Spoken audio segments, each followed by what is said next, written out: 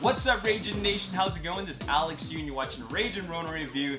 Got a top 10 list for you guys. Now, you guys just probably saw my top 10 X-Men films ranking. Now I have another top 10 list, which also has to do with X-Men films, but specifically Dark Phoenix. Dark Phoenix is a critical and box office failure, and it's gonna make 20th Century Fox lose over $100 million just because they didn't make that much money or any money at all. And as a matter of fact, this is the lowest grossing X-Men film in the entire franchise, which is pretty unfortunate. But what doesn't matter at this point, because Disney has purchased all of 20th Century Fox's movie properties for like how many billion dollars? It's a ridiculous amount. It's like a disgusting amount of money, but hey, it's a good thing for Marvel fans because now we will get to see the X-Men integrated into the Marvel Cinematic Universe. But anyways, my top 10 list is actually for the top 10 reasons why Dark Phoenix failed. Because next week, the Dark Phoenix will no longer be in the top 10 box office list anymore. There's other films coming out, and it will have now been bumped down below top 10 list in the box office. And I just want to share with you guys the top 10 reasons why it failed. I mean, everybody knows why, because like it wasn't good, you know, the poor marketing, poor production, whatever, right? But let me just give you 10 technical reasons why Dark Phoenix failed. And let's just start with no particular order. I mean, there's no real reason why I need to rank them. It's just 10 random reasons, which I put some thought into. Number 10, Simon Kinberg as a first-time director. He wrote The Last Stand, which was not a good movie. He produced Fantastic Four and Apocalypse. I mean, he went on to make some other good movies, but still, when you think of Simon Kinberg and X-Men films, or rather Marvel films, you think about crappy films like The Last Stand, Fantastic Four, and Apocalypse. So, you know, that name in itself, it doesn't lend itself to something being good. So yeah, I'm just gonna go with number 10 being Simon Kinberg being a first-time director. Number 9, there was bad publicity for this film during the production because there was lots of delays and there were lots of reshoots. There was a bunch of reshoots going on, and you know, the thing is that reshoots happen all the time. In fact, reshoots happen with a lot of films. Avengers Endgame went through reshoots, okay? And there was a lot of delays, and the delays for this film happened because of the Disney takeover. And because of that, Disney wanted to shuffle some dates around, but automatically fans translate that to the movie being bad, and some fans are just quick to judge. But that's the real, you know, that's the reality of it. They're quick to judge, and thus they don't want to watch it because they think it's going to be bad, and then, you know, it ends up not getting the ticket sales that it could have had. So that's number 9. Number 8, Dark Phoenix's story has already been told, and the last time Dark Phoenix's story was told in X-Men: The Last Stand, it was not good. So people already have a standard. So they think about like, oh, do I want to see this story again? Is it really necessary to retell this story? And a lot of fans think, no, we've seen it before. They're not going to do a good job with it. They don't have like a solid team behind it, so if they're retelling that same story, I don't want to watch it. Number 7, a lot of fans are saying X-Men should have ended with Logan, and I agree with you. X-Men should have ended with Logan. After all, Hugh Jackman as Wolverine led the X-Men.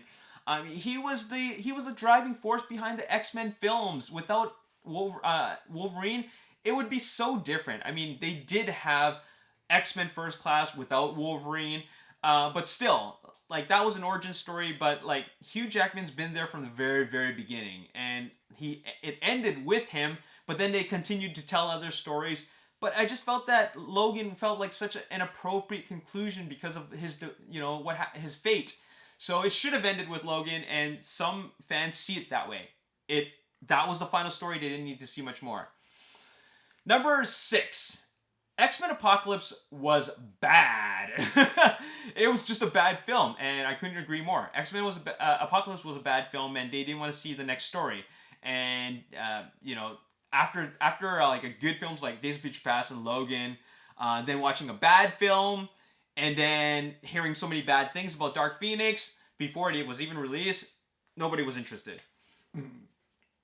Number 5, Disney takeover. People cared less. So now that people knew that Disney was going to take over the X-Men franchise, why is there a need to even be invested anymore in this franchise? Because they know it's over. They know it's going to be rebooted afterwards, so why bother going into a movie that will just, make it worse for them? So that was one of the reasons why people didn't want to watch this film, because they knew that X-Men was going to be done justice later on, 5 years from now when they decide to reintroduce them. So why subject themselves to another 2-hour crappy film?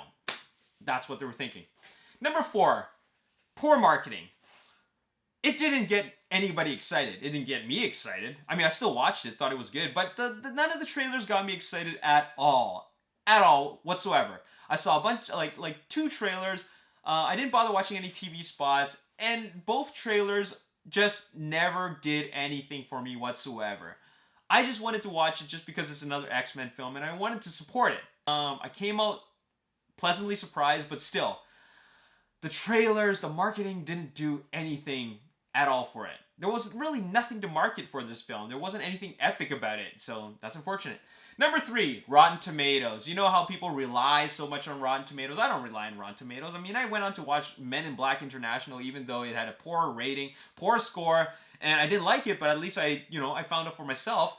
Rotten Tomatoes give this like a 23 or 25%, I think 20% maybe, score.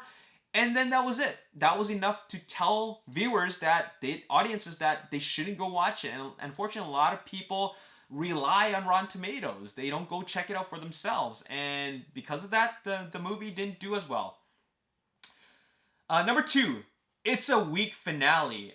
People expected this as an epic conclusion. Now, if we're talking about why was this movie bad? I'm not talking about box office. It's just a weak finale. This was never meant to be the finale, to be completely honest, because it was written before the Disney takeover even took place. They had a story there, which was never meant to be the grand epic finale. But now that we know that it's the end because of the Disney takeover, people were expecting a better finale, or they were expecting a finale at all. They were expecting that to begin with. They didn't get that. And not only did they not get it, they got a weak finale. So there you go. So that was unfortunate. Number 1, Avengers Endgame. The comparison to Avengers Endgame, that is something that obviously hurt the film a lot, because we got 2 films that are from Marvel, right? 2 Marvel films. And people had just come off Avengers Endgame, with an epic finale, with a finale that really set an impression on them, all right? This is a movie that is not even comparable, not even the same league as Avengers Endgame, and people were expecting an epic finale just like Avengers Endgame was an epic finale. Well, they were not expecting anywhere close to that, but still, we just finished watching Avengers Endgame, and now we're treated to a really, really subpar film.